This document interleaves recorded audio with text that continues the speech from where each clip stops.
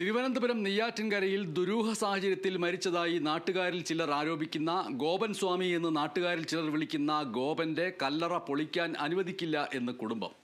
കോടതിയെ ഇക്കാര്യത്തിൽ സമീപിക്കുമെന്നാണ് കുടുംബാംഗങ്ങൾ പറയുന്നത്. കല്ലറ പൊളിച്ച് നിയമപരമായ പരിശോധന നടത്തുന്ന കാര്യത്തിൽ തീരുമാനം ഉടനുണ്ടായേക്കും. കല്ലറ പൊളിക്കാൻ കളക്ടറുടെ ഉത്തരവ് വന്നതിന് പിന്നാലെ തിങ്കളാഴ്ച നാട്ടുകാരും ഹൈന്ദവ സംഘടനാ പ്രവർത്തകരും തമ്മിൽ തർക്കം ഉടലെടുത്തിരുന്നു.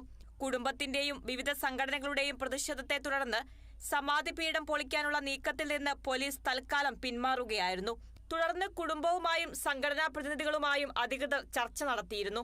സമാധിപീഠം പൊളിച്ച് മൃതദേഹം പുറത്തെടുത്ത് പോസ്റ്റ്മോർട്ടം നടത്തിയാലേ ഗോപൻ സ്വാമിയുടെ മരണവുമായി ബന്ധപ്പെട്ട ദുരൂഹതകൾ നീങ്ങുകയുള്ളൂ എന്നതാണ് പോലീസ് പറയുന്നത്. അതേസമയം സമാധിപീഠം പൊളിക്കുന്നത് തെറ്റായ കാര്യമാണെന്നും മതവികാരത്തെ വ്രണപ്പെടുത്തുന്നതാണെന്നും ഗോപൻ സ്വാമിയുടെ മകൻ സനന്ദൻ പറഞ്ഞു. RTOയോ കളക്ടറോ തങ്ങളോട് സംസാരിച്ചിട്ടില്ലെന്നും ചർച്ചകളിൽ നിയമപരമായി പോകണമെന്നാണ് അധികൃതർ പറഞ്ഞതെന്നും കളക്ടറുടെ ഉത്തരവിനെതിരെ ഹൈക്കോടതിയെ സമീപിക്കുമെന്നും കുടുംബം വ്യക്തമാക്കി.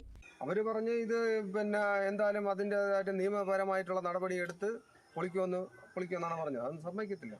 വരുന്നത് ഇവിടെ ഇന്ന് വരെ കണ്ടിട്ടില്ലാത്ത ആൾക്കാരാണ്, നമ്മൾ ഇന്ന് വരെ കണ്ടിട്ടില്ല. അവരൊക്കെയാണ് നമ്മളെ വന്ന് ഉപദ്രവിക്കാൻ വരുന്നത്. Kerala vision news, Thiruvananthapuram.